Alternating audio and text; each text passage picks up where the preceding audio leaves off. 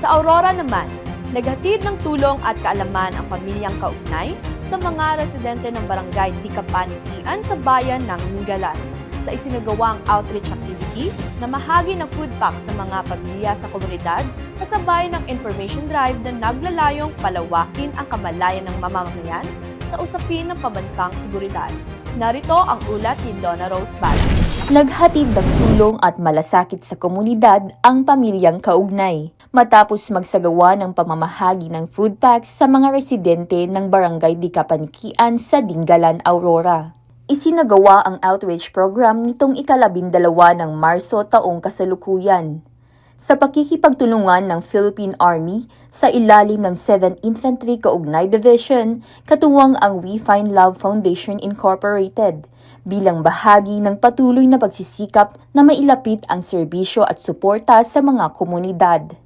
Personal na dumalo sa aktibidad si Major General Joseph Norwin V. Pasamonte, Philippine Army, Commander ng 7th Infantry Kaugnay Division.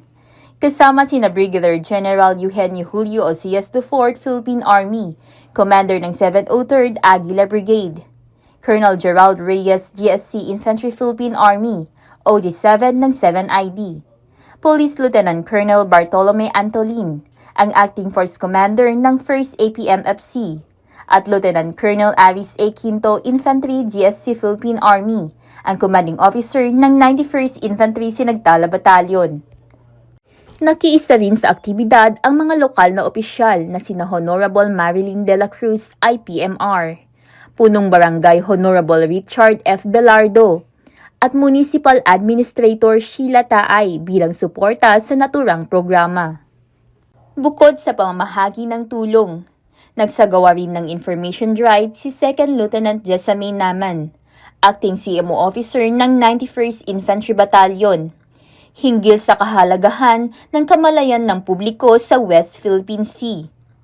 Nagbigay naman ng lecture si Sergeant Alvin Fider tungkol sa Anti-Terrorism Act of 2020.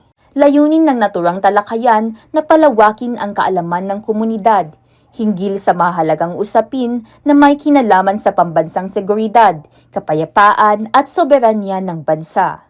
Sa kanyang mensahe, binigyang diin ni Major General Pasamonte ng aktibidad ay isang pasasalamat sa komunidad na patuloy na pinipili ang kapayapaan at pagkakaisa, isang hakbang upang higit pang umunlad, umangat at gumanda ang buhay ng mga residente ng Barangay Dikapanikian. Na pinili ng mga taga-Dikapanikian ang kapayapaan. Doon na rin po pinili ang pag-asenso. Doon po pinili na mas maganda pala kung mapayapa tayo, mas madali tayong mararating, mas madali maanap yung buhay natin. Kasama rin sa aktibidad ang pagbibigay ng livelihood assistance sa People's Organization na ang Dikapanikian Farmers Association bilang tulong pinansyal na magsisilbing karagdagang puhunan upang higit pang mapaunlad ang kanilang organisasyon. Samantala, nagpasalamat naman si Punong Barangay Richard Belardo sa presensya ng kasundaluhan sa kanilang barangay na patuloy na nagtataguyod ng seguridad at kapayapaan, gayon din sa pamamahagi ng tulong na malaking pakinabang para sa kanilang mga mamamayan. Pinasasalamatan din po namin, siyempre unang-una ang inyong presensya po.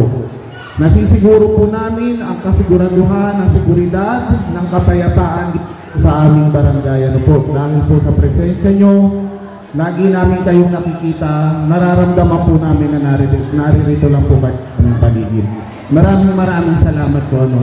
Sa pamamagitan ng naturang outreach program, patuloy na ipinapakita ng pamilyang kaugnay at ng Philippine Army na ang malasakit, serbisyo at pakikipagtulungan ay mahalagang sandigan sa pag-abot ng tulong, kaalaman at pag-asa sa mga komunidad na higit na nangangailangan. Mula dito sa Barangay Dikapanikian, Dingalan, Aurora, ako si Donna Rose Balas, ang inyong pamilyang kaugnay para sa matatag na hukbong katihan ng Pilipinas.